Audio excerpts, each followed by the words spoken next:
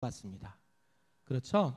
우리가 믿음으로 살아갈 때에 그것도 쉽지 않지만 또한 믿음으로 살아가면서 겪는 여러 가지 생각지도 않는 일들과 또 생각지도 않는 어려움과 난관들을 만날 때가 종종 있습니다. 혹시 여러분도 그런 경험이 있으신가요? 저는 이제 2007년에 이제 8월 달에 직장을 그만두게 되었습니다. 여러 가지가 이유가 있었지만 이제 2009년 칼빈 대학교 또 신학과에 입학하기 위해서 준비하는 과정이 있었어요. 그래서 이제 처음으로 신학교라는 또 학교를 가봤는데요. 그때는 이제 기숙사 생활을 했습니다. 우리 같이 공부하셨던 우리 유 전도사님 또 함께 자라신 우리 박 권사님 이렇게 알고 계시는데요. 기숙사 생활을 하니까 주중에는 학교에 있고 또 이렇게 토요일 금요일 오후부터 토요일은 이렇게 집에 잠시 들렸다가 또 사역을 하러 또 지방이나 교회로 이렇게 움직여야 됐습니다. 그래서 늦은 나이에 순종해서 하나님 제가 두 손 둘발 들고 하나님 이렇게 이제 목회하고 신학 공부하겠습니다. 그렇게 순종하고 학교에 들어갔건만 첫 학기, 둘째 학기 내내 들리는 소식은 가정에서 들리는 소식은 안타까운 소식만 들렸어요.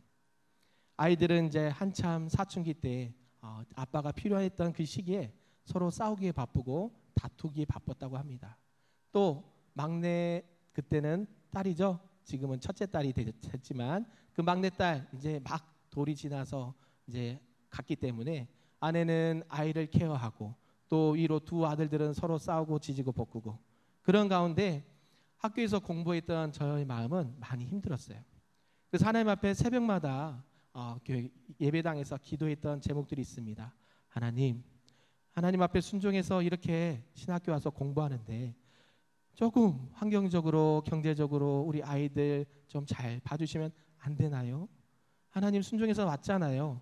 그러면 다른 건 몰라도 아이들이 싸우지 않고 신앙 안에서 잘 자라고 또 경제적으로도 조금 여유가 있어서 공부하는 데 지장이 없으면 얼마나 좋겠어요. 하나님이 어떻게 하셨을까요? 네, 그냥 그대로 또 기도하게 하시더라고요. 지금은 어떠나요? 보니까 이제는 신대원까지 졸업하고 목사 안수까지 받아서 또 아이들도 잘 성장하고 지금 싸우지 않고 또 청년의 시기를 잘 지내고 있습니다. 우리가 이렇게 하나님 말씀 앞에 순종하며 나갈 때 좋은 일만 있으면 얼마나 좋겠어요. 우리가 이제 처음으로 교회에 나오신 분들은 그런 경험이 있으실 거예요. 내가 이제 하나님 믿기로 작정했어. 근데 교회에 왔더니 몸이 아파요. 또 교회에 왔더니 사고가 나요. 교회에 왔더니 자녀들이 문제가 생겨요. 그래서 어때요? 이게 교회 다녀서 그런가 보다 하고 안 나오신 분들이 더러 계세요. 근데요, 우리가 늘 생각할 것은 교회 안 다녀도 그런 문제는 늘 있다는 거예요. 교회 안 다녀도 아프고요. 교회 안 다녀도 사고도 나고요. 교회 안 다녀도 서로 이렇게 다투기도 한다는 것이죠. 우리가 신앙생활하면서 내가 이제 믿음으로 살아야지, 순종하며 살아가야지 하면서도 하나님이 때로는 이렇게 환경이나 또 경제적으로나 또 이렇게 건강으로 하나님이 어렵게 하실 때는 어떻나요? 믿음이 흔들릴 때가 많이 있다는 것입니다. 특히 여러 가지 환경의 어려움 속에서 공부하고 그럴 때 하나님이 나에게 주신 말씀이 있었어요. 그 말씀이 뭐냐면 우리가 잘 알고 있는 말씀입니다. 너는 내게 부르짖으라 내가 내게 응답하겠고 내가 알지 못하는 크고 은밀한 일을 내게 보이리라. 아멘. 예레미야 33장 3절의 말씀을요 많이 주셨어요. 그래서 힘들 때마다 하나님 부르짖습니다. 저기 이제 학교에 가면 기도굴이라는 게 있어요. 우리 교회는 기도실이 조그맣게 유초등부실 안쪽에 있지만 이제 학교에는 여러 기도 골방이 있어서 밤마다 때로는 저녁마다 이렇게 기도하면서 하나님 앞에 부르짖었던 기억들이 납니다. 그래서요 우리가 하나님 나 이제 공부 시작했잖아요. 7년을 공부해야 돼요. 정기 과정만. 그리고 목사 안수 받을 때까지 10년 정도 시간이 들어가요. 과연 중간에 이렇게 끊치지 않고 잘 할 수 있을까요? 내가 졸업은 할 수 있을까요? 이러한 염려와 걱정과 두려움이 얼마나 많이 있었는지 모르겠습니다. 그런데요, 우리 하나님은 어떠신 하나님이세요? 은혜로우신 하나님이신 줄 믿습니다. 그래서 이 자리까지 오게 되었지만 오늘 본문에 나오는 모세도 잠깐 그랬던 것 같아요. 얼마나 모세가 하나님 말씀 앞에 불순종하려고 했습니까? 하나님, 저는 못 가요. 하나님, 저는 입이 뻣뻣하고 둘해서 말도 못해요. 저는 아닌 것 같아요. 우리가 지난 출애굽기 4장을까지 통해서 계속 하나님이 모세를 찾아와 주시고 만나 주시고 권면하시고 위로하시고 내 형 아론까지 준비했으니까 너는 이제 가기만 해. 내가 함께 할 거야. 그렇게 말씀하셨잖아요. 심지어는 지팡이를 던지니까 뭐로 변했나요? 뱀으로 변하는 것을 보게 하시고, 또 잡으니 지팡이가 되고, 손을 호주머니 넣었더니 나병이 생기고, 또 넣었더니 나병이 낫게 하시는 이적을 통해서 하나님이 이 일을 행하실 거야. 그리고 너는 믿음으로 순종하고 나가기만 해. 그럴 때까지 우리가 지금 말씀을 봤어요. 근데 모세가 오늘 바로왕 앞에까지 나갑니다. 그래서 이 바로왕 앞에 나가서 어떠나요? 내 백성 이스라엘 백성을 보내라. 그리고 하나님을 예배하며 제사 지낼 수 있도록 허락해라 라고 말했다는 것이죠. 우리가 여러 가지 어려움을 만날 수 있습니다. 또한 여러 가지 복음을 전하면서 또 신앙생활하면서 어려움을 겪을 수가 있어요. 저 같은 경우는 직장생활 할 때 또 주일 성수 가지고 많이 힘든 경험이 있어요. 뭐가 힘들었을까요? 직장인들은 열심히 일도 하지만 이 신앙생활 하시는 분들은 직장에 또 주일날 당직을 서게 되면 그거만큼 마음이 불편한 게 없더라고요. 교사는 한다고 그랬는데 한 달에 한두 번은 죄송해요 목사님 또 당직이 끼었네요 말하기도 미안할 정도로, 그리고 또 교회 여러 가지 일들을 더 감당하고 싶은데 이 주일 성수가 걸리네요. 하나님, 내가 이 직장 옮길까요? 이거 가지고 많이 고민을 했었어요. 근데요, 그때 담당하셨던 교구 목사님과 정말로 심각하게 신앙 상담을 했습니다. 근데요, 그런 가운데 그때 당시 교구 목사님이 위로의 말씀을 해주셨어요. 그때는 집사님이었으니까 집사님이 지금 하시는 일은 아무나 할 수 있는 일이 아니에요. 제가 이제 방송통신 쪽에 일을 했기 때문에 혹시라도 이렇게 주일이나 공휴일날 이렇게 사고가 나면, 방송 사고가 나면 TV도 안 나오고 인터넷도 안 되고 전화도 안 되고 모든 게 올 스톱이 돼요. 우리 스마트폰 다 갖고 계시죠? 갑자기 전화가 안 된다고 생각을 해보세요. 그럼 답답하겠죠? TV를 보고 있는데 TV가 갑자기 안 나와요. 인터넷을 하고 있는데 인터넷 접속이 안 돼요. 그러면 어때요? 이렇게 방송 사고가 나지 않도록 도움을 줘야 되기 때문에 당직이 꼭 필요했던 거거든요. 그래서 목사님, 제가 이런 경우 때문에 주일을 지키자니 직장이 걸리고 직장에서 또 당직을 쓰자니 이 주일이 걸립니다. 어떻게 할까요? 고민했을 때 당시 교구 목사님 그랬어요. 집사님은 남이 하지 않는 일을 할 수 있어서 오히려 감사하면 좋겠네요. 주일날 못 나오면 새벽 또 수요일 금요일 얼마든지 평일에 예배를 드릴 수 있으니 오히려 그것으로 하나님 앞에 영광 돌리고 지금 맡겨진 일, 남이 할 수 없는 일을 하십시오. 소방서라든지 또 의사 선생님들 보십시오. 그들은 그들의 필요에 따라 뭐 주일이나 공휴일이란 개념 없이 일을 하지 않습니까? 그렇죠? 이런 것처럼 우리가 신앙생활하면서 겪어야 되는, 남들이 겪지 않고 남들이 생각지 않은 부분들까지도 우리는 염려하거나 두려워하거나 또 기도하고 있다는 것입니다. 오늘 모세는요, 바로왕 앞에 나갔습니다. 바로왕 앞에 나가서 이스라엘 백성, 하나님의 백성을 보내라 라고 말했다는 것이죠. 그리고 하나님은 약속하셨습니다. 이스라엘 백성을 하나님께서 구원해내시고 출애굽시키셔서 저기 적과 꿀이 흐르는 가나안 땅으로 인도하여 낼 거야 라고 모세에게 약속을 해주셨다는 것이죠. 그래서 이 약속을 믿고 모세는 정말 떨리는 마음으로 담대하게 바로왕 앞에 나갔다는 것이죠. 근데요, 그 바로를 만난 이후에, 극적인 만남을 갖고 난 이후에 오히려 말합니다. 백성이 어때요?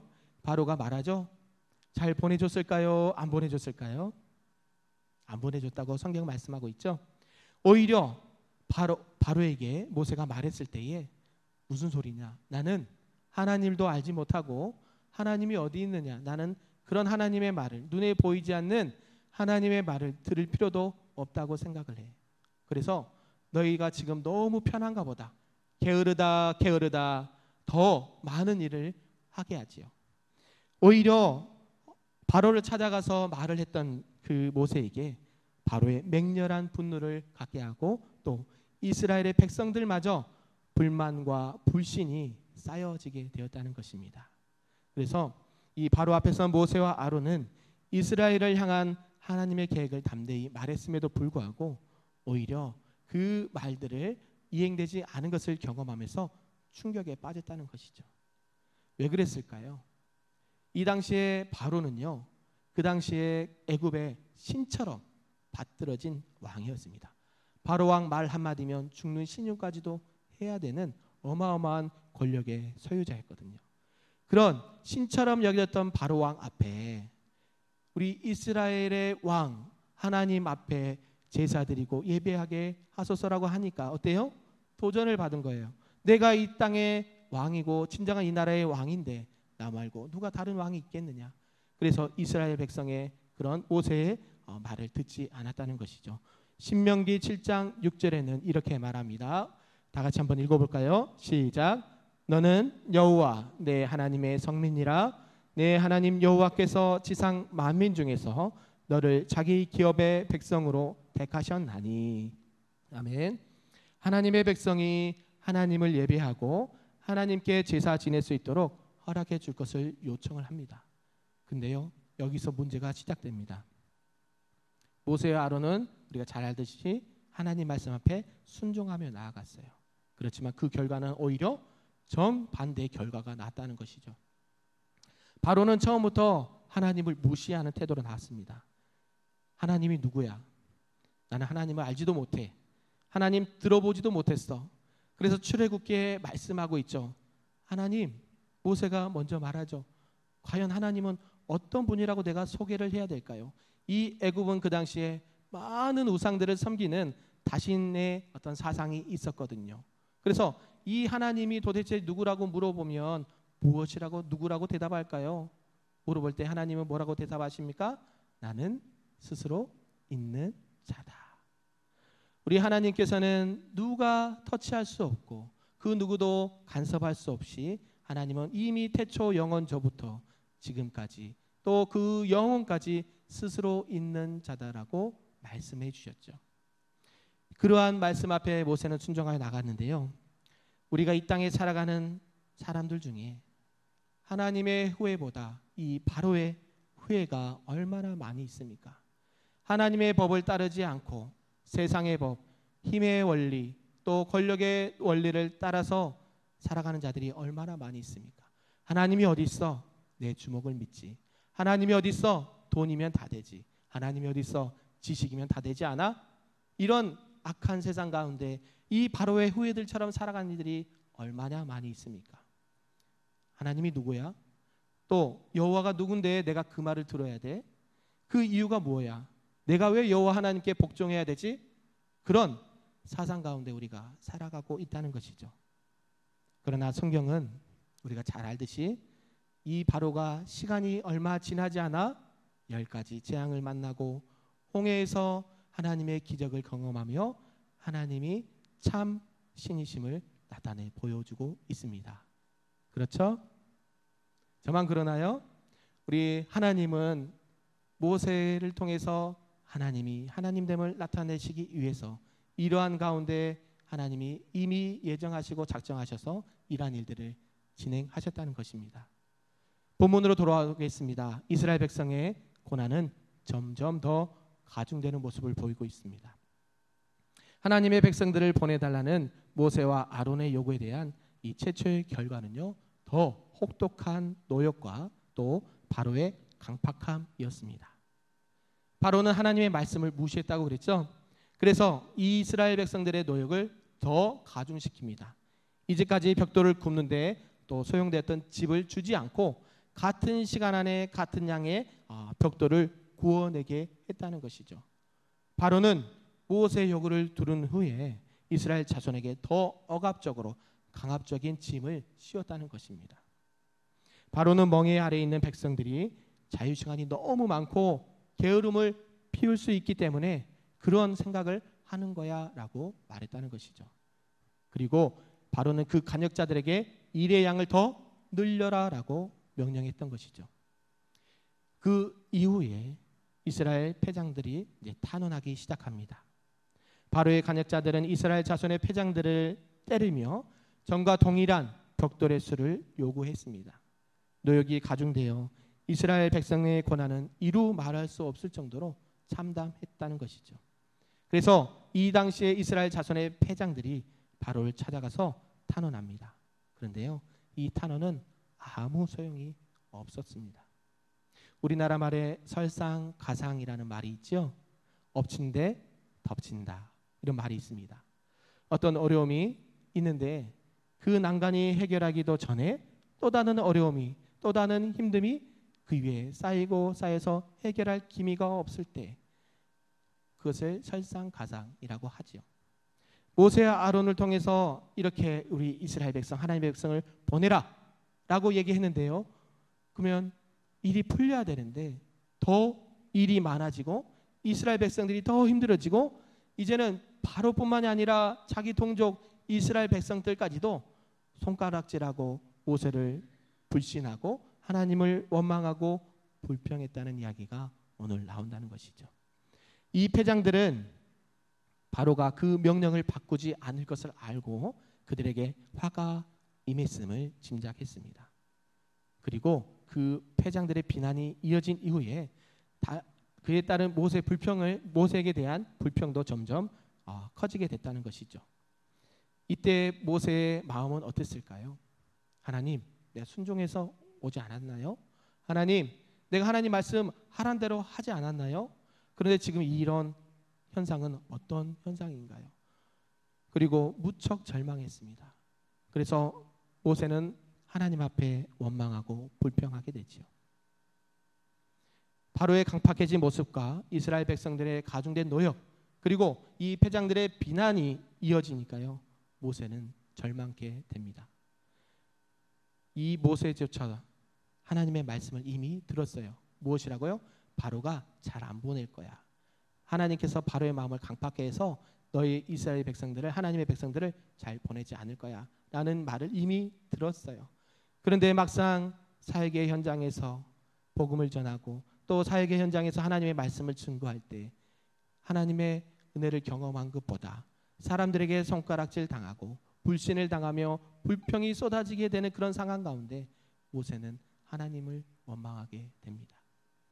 모든 것이 실패한 것처럼 보여졌다는 것이죠. 모든 일이 이제 다 수포로 돌아갔다는 느낌을 받게 됩니다. 사랑하는 성도 여러분, 여러분은 이런 신앙과 믿음의 삶 가운데 모세와 같은 경험을 하신 적은 없습니까? 하나님 명령에 순종하였습니다. 결단하였습니다. 일을 잘하려고 했습니다. 그런데 내 생각과 의지와 상관없이 일이 어그러지기도 하고 또 상관없이 많은 사람들에게 칭찬은커녕 욕을 먹기도 하고 비난을 받기도 하고 때로는 손가락질 당하며 죄인 취급을 당하지는 않았는지요. 저 같은 경우도 아까 설교 서두에도 말씀드렸듯이 하나님께 원망하며 하소연했던 기도 제목이 있었다고 했죠. 하나님 명령에 순종해서 이제 신학교 왔는데요, 일이 잘 되기는커녕 아이들이 날마다 싸우고요, 또 경제적으로 환경적으로 어려워지고요, 심지어는 주변의 지인들은 너는 미쳤다, 너희 가정은 망했다, 이제 어떻게 살아갈래, 그런 비관적인 말을 듣고 있었을 때였거든요. 이런 힘든 시기와 과정들이 아마 모세가 겪었던 과정이 아니었을까요? 하나님, 내가 그렇게 하기 싫다고 했잖아요. 하나님, 내가 안 간다고 했잖아요. 하나님, 내가 안 한다고 했잖아요. 하기로 했는데 왜 이렇게 결과가 이렇게 나오나요? 그리고 하나님 말씀에 순복하고 이스라엘 백성들이 잘 풀려나면 얼마나 좋을까요? 그런 마음이 없었을까요? 그래서 모세는 탄식하며 하나님 앞에 말합니다. 어찌하여 나를 이곳에 보내셨어요? 어찌해서 이런 과정을 겪게 하시나요? 사랑하는 성도 여러분, 여기서 우리가 생각해 볼 문제가 있습니다. 우리는 여기서 신앙의 반전을 경험해야 합니다. 믿으십니까? 이러한 때 내가 오히려 하나님께 기도의 자리, 골방의 자리에 나갈 수 있는 특별한 시간이라는 것입니다. 나는 할 수 없어요. 나는, 나 같은 사람은 하나님의 은혜가 아니면 이 일을 감당할 수가 없어요. 하나님, 내가 아무리 하나님 말씀을 증거해도 그들이 받아들이지 않아요. 그런다 할지라도 나는 하나님 말씀에 순종하여 기도하며 겸손히 나아가겠습니다. 내가 하는 것이 아니라 하나님이 일하시옵소서. 하나님이 역사해 주시옵소서. 하나님, 이 질병 가운데 내가 할 수 없습니다. 하나님 치료해 주시옵소서. 나를 구원해 주소서. 우리 자녀들을 살려 주시옵소서라고 믿음으로 나가야 된다는 것이죠. 믿음이 있는 자와 믿음이 연약한 자, 믿음이 없는 자를 구분해 보십시오. 평상시대는 잘 드러나지 않습니다. 그러나 어려움과 난관이 겹쳤을 때 믿음 있는 사람은 오히려 하나님 앞에 그 믿음을 가지고 기도의 자리로 나아가야 된다는 것입니다. 사람의 눈으로 보기에는 눈에 보이는 것만 믿으려고 합니다. 손에 잡히는 것만 믿으려고 합니다. 귀에 들리는 것만 들으려고 합니다. 그런데요, 중요한 사실은 우리가 하나님이 없다 할지라도, 생각할지라도 하나님은 살아계시나요? 안 계시나요? 이 지구가 자전하고 공전을 하고 있습니다. 여러분 느끼시나요? 들리시나요? 그런데 지구는 여러분의 의지와 상관없이 자전하고 공전하고 있습니다. 우리가 하나님이 없다, 하나님이 어디 계셔, 나는 그러한 하나님의 존재를 믿지 않아, 그런 사람들에게 하나님은 눈에 보이지는 않지만, 느낄 수는 없지만 바람처럼 이 지구가 자전하고 공전하는 것처럼 하나님은 살아계신 하나님이십니다 라고 고백할 수 있는 저와 여러분 되기를 소망합니다. 아멘. 매주 화요일 날 저녁 오후 6시 무엇이 있을까요? 네, 우리 교육 받으신 분이 한 분도 안 계신가 봐요. 네, 매주 화요일 날 오후 6시 무엇이 있을까요? 우리 교회에서 하는 훈련이 있습니다. 전도 복발 훈련이요. 이제 9기를 맞았습니다. 거의 4년 반 동안 지금 열심히 달려오고 있는데요. 특별히 어제 이제 성경 부분을 또 공부하면서 분반 이렇게 반별 교수일 수업을 하면서 성경이 과연 하나님의 말씀인가라는 주제를 가지고 또 이렇게 교육을 받는, 훈련을 받는 시간이 있었어요. 여러 가지 말들이 있습니다. 성경이 하나님의 말씀이다라는 것을 말하면서 한 8가지가 있는데요. 그 8가지를 통해서 쭉 보면 성경이 하나님의 말씀이구나. 안 믿어지세요? 믿어지세요? 안 믿어진 게 이상한 거예요. 성경이 하나님의 말씀이 아니라고 믿는 게 더 이상한 거예요. 하나님의 말씀이 곧 성경이다. 성경이 하나님의 말씀이니 안 믿어진 게 더 이상한 것처럼 성경은 예나 지금이나 오늘이나 내일이나 미래나 여전히 살아계신 하나님의 말씀임을 믿습니다. 그리고 고대나 중세나 현대나 동일하게 역사하시는 하나님의 말씀이에요. 그리고 시대와 역사와 인물과 배경과 언어가 다르고 1600년 동안 약 40여 명의 저자를 통해서 성경이 기록되어 있어요. 어마무시하죠. 우리 1단계 훈련 때도 나옵니다. 이 부분이요. 성경을 하나님께서 직접 감동해서 쓰시지 않으면 하나님의 말씀 성경은 오늘날까지 우리 손에 있을 수가 없어요. 세상에 그 어떤 성경 다른 책들을 가져와 보세요. 1600년 동안 40명의 저자들이 쓴 책이 유일하게 한 주제를 이야기하고 있는지 성경 외에는 없는 줄 믿습니다. 성경은 유일하신 하나님의 말씀입니다. 눈에 보이지 않는다고, 귀에 들리지 않는다고, 내가 느낄 수 없다고 하나님이 안 계시는 게 아니에요. 우리가 오히려 그런 것을 통해서 눈에 보이는 이 성경 말씀을 주신 그 계시된 하나님의 말씀을 통해서 하나님은 살아계시고 역사하시고 이스라엘 백성들을 구원해낼 거야 라고 그 약속의 하나님, 우리가 다 출애굽기 읽으시고 다 창세기도 읽으셨잖아요. 하나님께서 이스라엘 백성을 어떻게 하셨나요? 구원하셨나요? 못 하셨나요? 구원하셨습니다. 아멘. 네, 우리가 이런 믿음이 필요해요. 목사님, 오늘 신방을 갔는데요. 우리 아들을 위해서 기도해 주세요. 여러 가지 어려운 부분이 있고 교회에 나올 수 있도록 기도해 주세요. 근데요, 믿기만 하세요. 말씀드렸습니다. 하나님은 살아계신 하나님이신가요? 죽은 하나님이신가요? 살아계신 하나님. 우리가 할 수 있는 거는요, 자녀를 위해서 많은 돈을 주거나 어떤 환경의 위치를 편하게 해주거나 내가 지식을 많이 심어주거나 할 수는 있으나 그것이 아들을 구원할 수는 없어요. 유일하게 그 아들을 살리는 길은 하나님 한 분만 믿고 의지하면 된다라고 말씀드렸습니다.